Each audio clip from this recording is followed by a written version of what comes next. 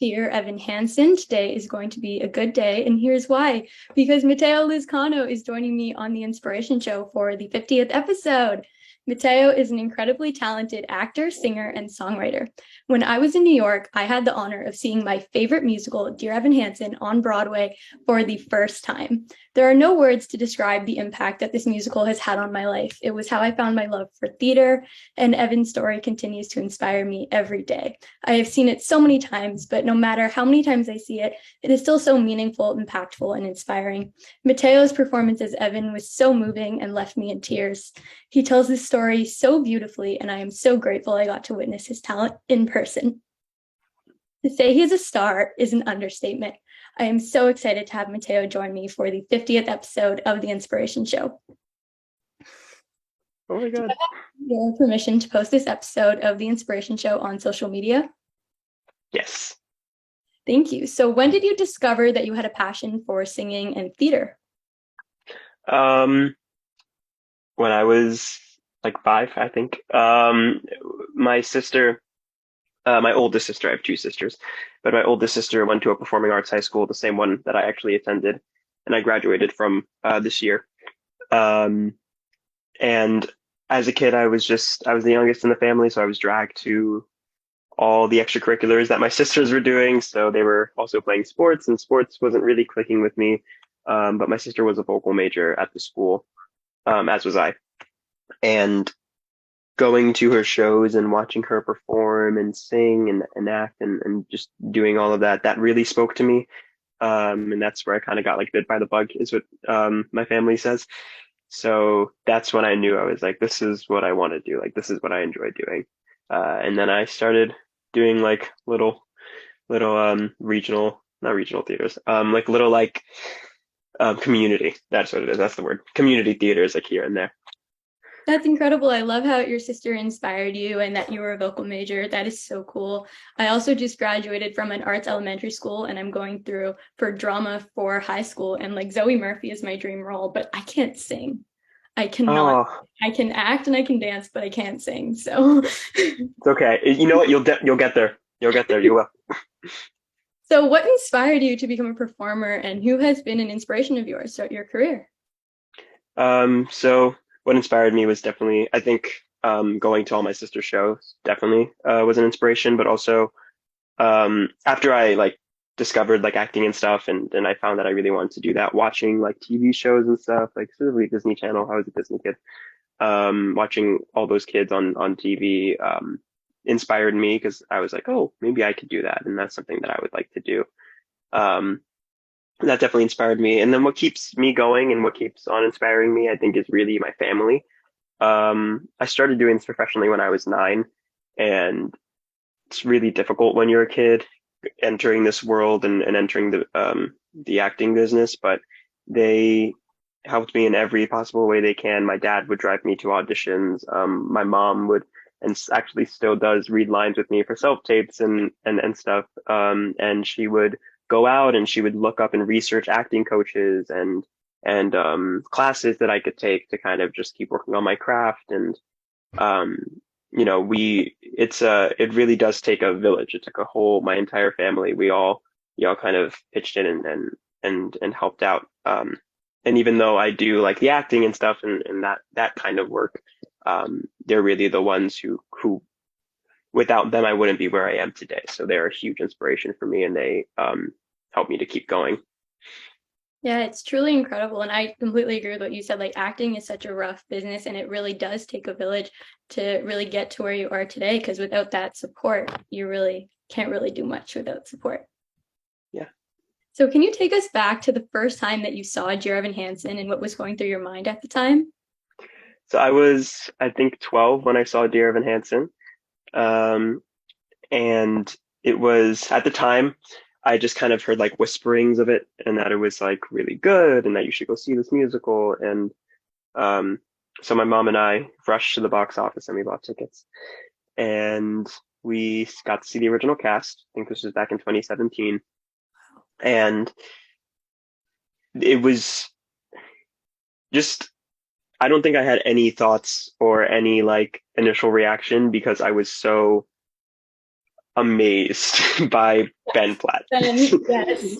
Like I by the character of Evan, yes, but also just by the stamina and the tank that is Ben Platt. um, and Yes. the entire show is amazing, and the book is amazing, and the script is amazing. But he really knows how to lead a show, and his vocals are insane. And I think watching him kind of like it was a moment of realization of like this is really cool. Like this is like realistically, I was like, maybe when I get older, this could be something I could do. I was like, I don't know if I could ever do it as well as he could. I was like, and I don't know if I could ever, if it would ever really happen, but I hope that one day I get to the same level that he is, that he was at the time, and that um, I get to do that too. That's what I remember thinking. Um, and just how real and true the story is, and how raw it is, and how much of like how much of a story it is like of it being needed. Like it's so needed today, and it's such an important story, and I think it impacts a lot of people in many different ways because you can connect with each character. You know, if you don't necessarily connect with one character, there's another character there for you to connect with. Um, but yeah, just Ben Platt and the how real the story was and how much it connected with me. Yeah, there are so many musicals that I love and I hold very near and dear to my heart. But Dear Evan Hansen, I really connected with because the story is so relatable and, because it is a teenage kid and it's real life stuff that's going on. So, and I think during COVID, when we were given the movie as well, so if people didn't get to see it in theaters as a musical, they got to see it as a film with Ben as well. It was incredible. And now to really take a look at where you are, knowing you're at the same place that Ben was, it's incredible. It must be a surreal experience for you. Very, very surreal. I truly like didn't. I never thought I would get here. It's crazy. It really is. So I'm very excited for this question. So what is your favorite part about playing Ben and then your most challenging part? My favorite Oh, parts playing Ben. about I'm so silly. I'm not playing Evan. Sorry. it's okay. I am basically playing Ben. I mean, Ben is Evan. Um, my favorite part about playing Ben slash Evan is, I think, is honestly, I think it's the weird parts of Evan. Is my favorite parts. Everyone is nobody's normal. Um, and I really enjoy getting to tap into the weird part of myself, and the awkward part of myself because I am typically like I mean when I was younger I struggled with it more, but I am a pretty awkward person socially, or was a pretty awkward person socially. Um, so that was something I struggled with. So I understood that, and getting to tap into that weird part and not have to feel like it's necessarily a weakness of mine. It's a strength of mine when I play this character, because it's what is needed to play the character. It really it feels truly great. I mean, Michael Greif, the director, when I was working with him, he just told me to like really tap into the weird part of myself basically and let that do the work. I don't have to necessarily play a character, just play yourself as the character. And that was really great advice. My least favorite part about playing Evan is I love the songs, they're amazing, but it's so hard. The Yeah. singing is yeah, the singing is so difficult, and it's like, um, because I do the matinees and because I do earlier in the day, it's kind of like if your voice isn't feeling great in the morning, you start freaking out and you're like, oh my God, I have to do a show at 2 o'clock. What am I gonna do? And then you do all you can to warm up. You take like vocal sprays and you do like, um, I have this vocal syrup that I use, which I recently used in another I saw on your um story. yeah, it was so, I mean, the show was fine and the vocals were fine. They actually were much better than I anticipated, but it was like 5 minutes to call, went down the wrong pipe, and then I was tears, not because I was sad, but because it was so lodged in my throat. It's like, Right. oh my God. I mean, it does help with the character a little bit, though, the tears. I was crying so much, and not because I was sad, but because the thing was stuck in my throat, and I was like, show. part, and it's I think my least favorite part. I still love singing. I mean, I enjoy it so much. That was the first singing I loved before acting, I think. But it's hard. I mean, you really got to take good care of yourself. You really got to watch how much you talk. I mean, I'm only the alternate, so I only go on for 2 shows a week. But like, if you are the Evan, like, you got to watch how much you're talking, how much cheese, like, or like dairy that you're taking in, or like what you're drinking. You got to be super careful about that stuff and very like proactive, taking care of your voice. You know, I think often we forget that taking care of your voice doesn't just mean like making sure your singing voice is good. It also means making sure your talking voice is good, because Evan talks a lot. Lots. Yeah. And I have to ask, what's the hardest song to sing in your opinion? Ooh, for me, actually, I'm sure this might go for all Evans. For me, but like I know specifically for me, Waving is the most difficult song. It's the one I struggled the most with when I first joined the company. I was so difficult to get up to that last note. It was So like high. it's so high, and then you're running back and forth on that stage and stuff. And um, but I think Waving was 100% the most difficult, and it's because it's the first song. It's the first time you hear Evan sing, so it's like the pressure of like, oh, I need to sound good, and I need to have this audience on my side Yeah, the of rest of course. the show. And like this You song did is that. going, thank you. Thank Dude, you. I was crying. Literally after the first verse, I was in tears and I was in the Oh my standing God. area. So it's like we had eye contact because I was standing row center. So when you Right. stepped center into that blue light at the end, I was like, oh, Oh my God. Thank you so much. That means a lot, and that makes me feel so much better.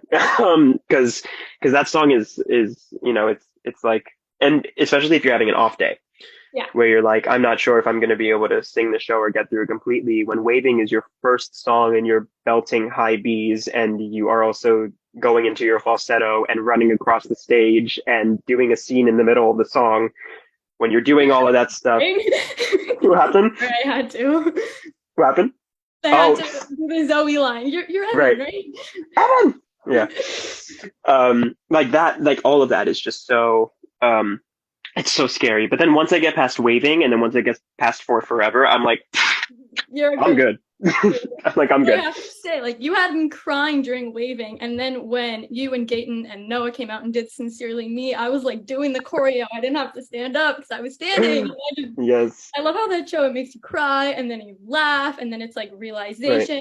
And then at the end of Sincerely Me, you're like, reinvention. What can I do? And then you're laughing, and then you're like Right. crying. It's amazing. So, what Thank about the you. character Evan really stands out to you and makes you really passionate to portray him and tell his story? I think this is talked about a lot with the show, and especially since the movie has come out, because the movie has definitely raised the topic of like Evan as a character and protagonist, and the, I guess, the moral question, like the moral stuff that comes into question about what he does in the show, and the lie he tells and the lie he keeps up. I think what's so beautiful about the show and what's so beautiful about the character of Evan is that we can all find a little bit of us in Evan, and like all of us, we make mistakes. You know, we do things that hurt people, whether we want to admit it or not. It's true. We all we all make mistakes. We all hurt the people we love, and we might be well-meaning, but sometimes, we do things that we shouldn't have, and that's okay. No person is perfect. Everyone is flawed, and I think that's the thing, is that oftentimes people want to criticize the show because it has a character that essentially does a really horrible thing, but don't we all do pretty bad things, and don't we all regret making decisions that we shouldn't have made, and hurting the people we love? He's a flawed character, and we are all flawed. And I think Dear Evan Hansen does a really good job of showing a flawed character and showing you that it is okay to be flawed. I mean, it's a little extreme what he does, sure, but it is okay to be flawed. And at the end of the day, he learns from it, and he knows that just being himself is okay. And that's what really stands out to me, is playing a flawed character and playing the reality of that.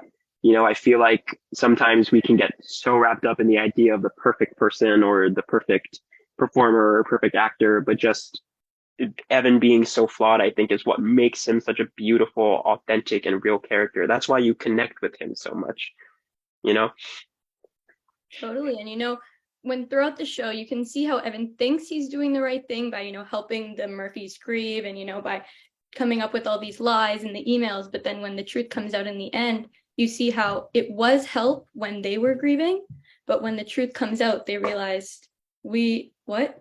Yeah, So it is really nice to see a flawed character because you really don't get to see that much. And when you get to bring awareness to all these things, I can name everything that the show brings awareness to, but we'd be here for hours. right. But when you get to see that and it comes to you on a stage or on screen when you watch the movie, it really helps you reflect and think about what can I do better. But then Right. it also gives the message that we're all going to be found, and because you will be found, and then really how you will get to be yourself. But sometimes when you go through those mistakes, it helps you find who you are. For sure, yeah. So Evan is described as a high school senior with social anxiety, but if you were to describe Evan, what 3 words would you use? And as a bonus, what do you do to get into character? Okay. Let's see. The 3 words I would use to describe Evan. Or now that I think about it. Robin? For me to kind of think about it, I can't find 3 words I can say to see what you say. Yeah, I'm like, oh boy. Um, I think well-meaning, I would say Yes, that's a good word. because he means well, but yeah. He means well. Yeah, he means well. Well-meaning, um, tenor. He's a Yes. he's a Yes. tenor. Um, no, a real word. I'll give you a real word.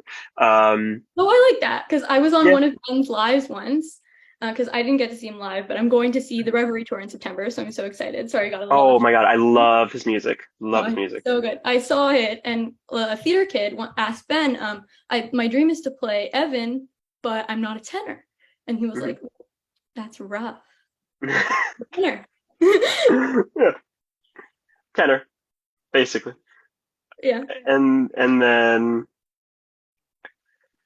well-meaning tenor, and I think flawed. I will Yes. say flawed. Yeah. Yeah. And what do you do to get into character? Um, I honestly I don't think I don't really necessarily do too much. What I actually do is make sure I don't stay in character the entire time. Like Because that.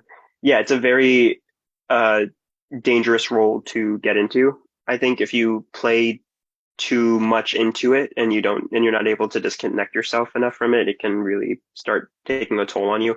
I mean, it like physically the role takes a toll on me. Like my posture is not that good anymore. Not that it was ever that good, but now it's worse. Um, and I like am learning how to like keep my vocal stamina up and make sure this is all good and healthy. Um, but yeah, and usually before the show, in order to like make sure I don't stay fully in character the entire time, is I like say to myself, like, you're about to play Evan. I was like, this is not you. You are not Evan. You are Mateo. I was like, you're going to do the show and you're going to be Evan, but you're still Mateo at the end of the day. And I say that to myself. And then after the show and even before the show, I do like some head tilts and like just, um, roll my head around to just kind of like set myself in the body of Evan and then also set myself out of the body of Evan, just to make sure I'm good to go. I mean, if like you ask my family members or like people who have come to see me in the show, then I go out to eat with them afterward. They're like, it takes you a bit to get out of character, doesn't it? Or it takes you a little bit to like stop feeling that anxiety. And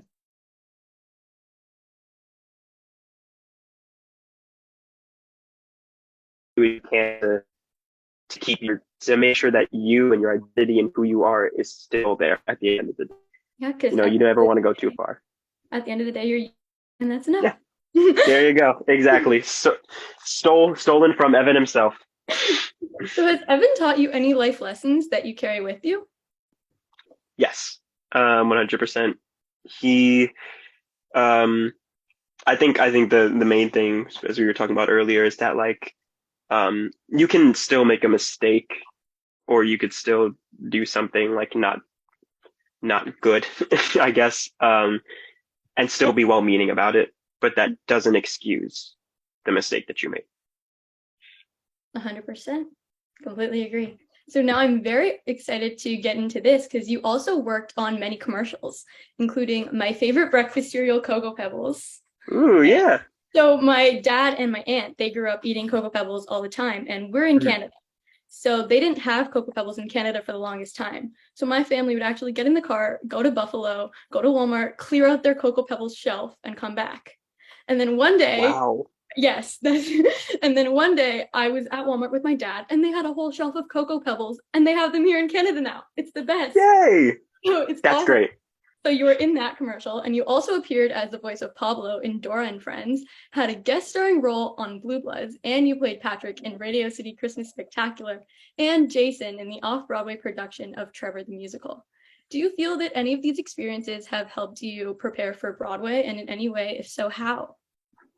You did your research. That's amazing. That's amazing. I totally, Cocoa Pebbles never gets brought up in any interview I've done. Yeah, that's amazing research. But yeah, I'd say those experiences, I mean, like I said, I started doing this professionally when I was 9, and I actually booked Cocoa Pebbles, I think, when I was like 10, maybe. I might have been 9, but I could have been 10. I'm not sure. It's a little bit of a blur, if I'm being honest. Yeah. But I think all of these, everything that you just mentioned, in general, kind of just prepped me to be in like the working part of the business, like not just the auditioning and stuff, but just like working with directors, and working with people on a music team and stuff. It just kind of, you take what you can from every experience.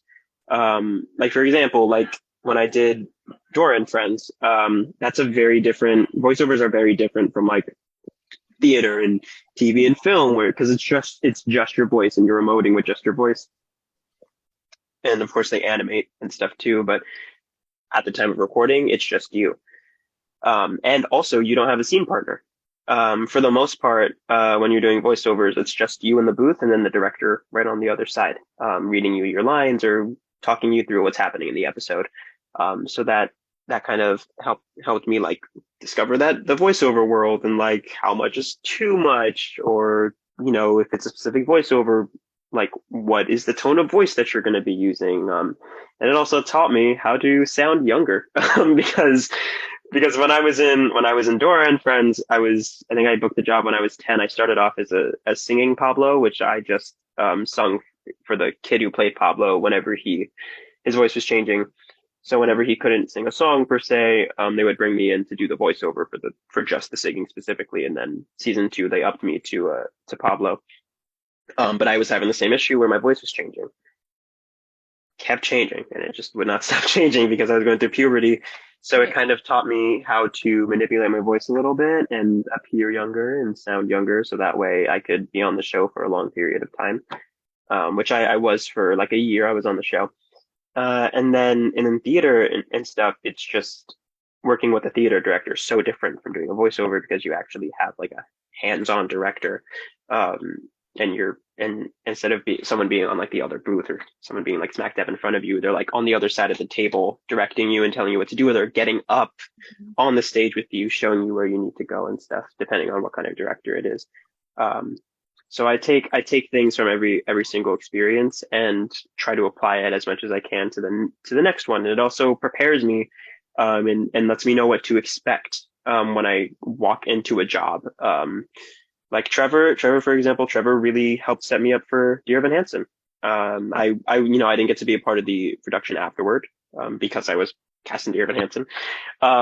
But being like getting a show up on its feet was super helpful to learn about what that process is like. And we had to get Dear Evan Hansen back up on its feet because we were closed for a really long time. So like I said, I take different lessons and different things from every single experience, and it's helped me kind of form my own what's the word I'm looking for?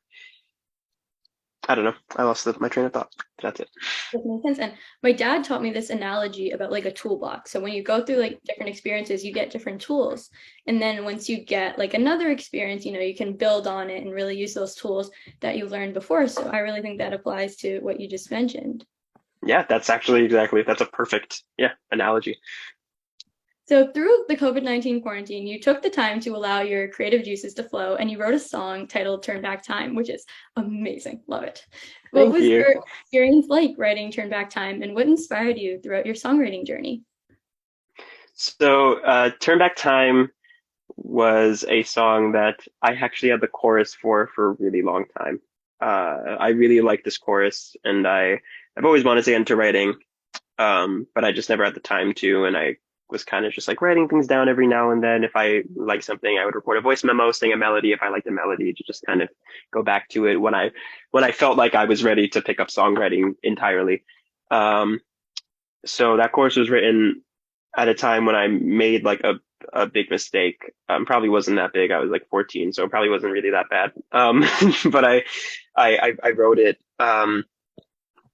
in response to that, and I just kind of thought, man, like if I could just like go back in time and like do something differently, then like this wouldn't have happened, and I wouldn't be in this situation right now.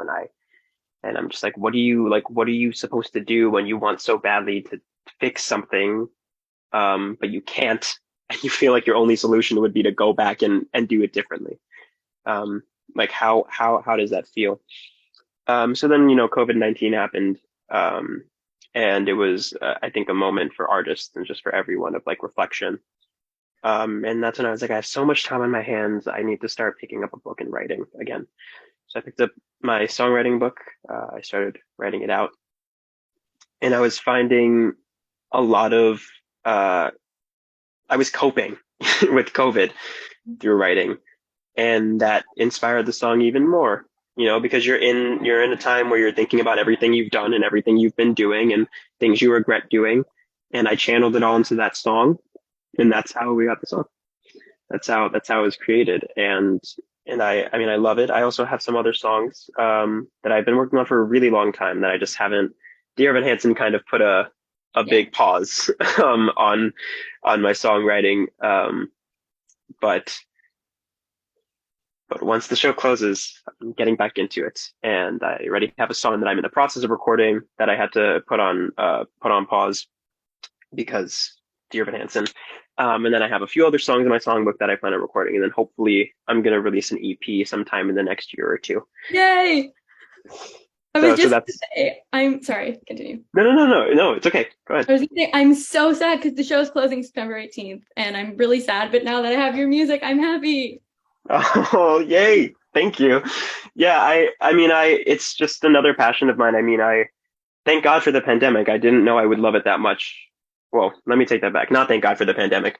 Thank God for the time the Um, pandemic gave me. yeah, definitely, because Yes, if the pandemic didn't happen, I wouldn't have time to do the show, and you wouldn't have time to right. come to Turn Back Time. So it has its pros and its cons. Yes, it definitely does. But the time that I was given by the pandemic just was so great because I connected with my friends a lot deeper. I made new friends. And on top of that, not just writing my own stuff, but I co-wrote a musical with my friend from high school called A Stormy Night. And there's actually a song release called Birdie Lingo, sung by Chris McCarroll. We won one of the American Theater Wing songwriting competitions. So we got to have it recorded and produced and put up online. So that's on Spotify as well. And then we actually got to do what do we do? We did a New Works. We did like a New Works festival for the musical. So we got to work on it. And we're going to start working on it again this year once my show closes and once she has some more time on her hands. We're going to finish our musical and hopefully we'll get it like available for licensing and stuff. And That's incredible. I can't wait to see that. thank you. That's amazing. And I have to ask you, when you wrote Turn Back Time, you mentioned that you had the chorus written and then you went back and wrote the rest of the song. Did you prefer that, or was it like a different experience, kind of like starting from the top with like the first verse and kind of working on it? Or was it better for you, we think, with the chorus? I think it was better with me with the chorus. My way of songwriting is very not organized. I'm a very unorganized songwriter. I have all my songs in a book, which I do actually have like right in this room. But I will write some things down and then leave it alone for a while and then not come back to it till like months later. Same thing with like music and melodies and stuff, as I was mentioning before. And it's kind of like usually I will get an idea for another song or an idea for a line that I can use in another song while I'm writing a specific song. And it's just like, no, you're not writing this song right now. Why would you? What is Yeah, happening? It's it's like, so I'm interesting. like, yeah, it's like my mind is so unorganized, but it all eventually works out. Like it all happens for a reason. Like I eventually find a place for everything. Um, but it was definitely, I think, I started with that chorus and I didn't change it. It stayed exactly the same. I didn't change it all at all. Um, so I think starting from the chorus and then writing the verses around it was super helpful. And that's generally what I try to do is start from a chorus because I think a chorus is the main idea of a song. And then the verses around it are kind of like leading up to the main idea or just examples of the main idea happening, depending on the song you're writing. Bridges are the most difficult because they have to be not the same as the chorus, but not the same as the verse, but still have the main idea in it. So if you were able to turn, pun intended, what advice would you give your younger self? And then what advice would you give to Evan Hansen? Advice I would give my younger self is to just, I think he needs to just trust himself a little bit more.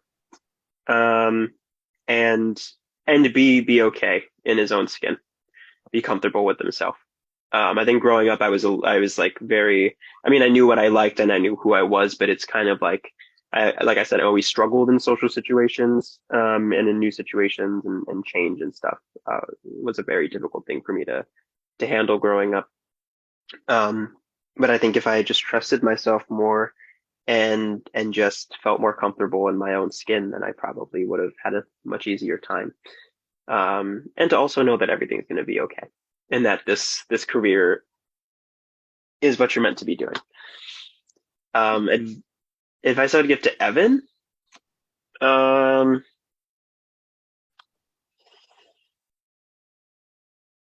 I think the advice that I would give to Evan is to also just be himself. Like, I mean, it's he says it in the show, but that's one of the themes of the show, I guess, is you being you is enough, and people should just you know if somebody doesn't accept you for who you are the way you are, then it's not they don't necessarily have to be in your life. To just trust yourself and to be yourself because there will be people who will love you for you, and that is more than enough. You are enough for everyone. I love that so much. Thank you so much, Mateo, for Thank taking the time you. to join me on the Inspiration Show. You have inspired me so much, and it was such an honor to speak with you. Thank you so much. It's such an honor speaking to you too.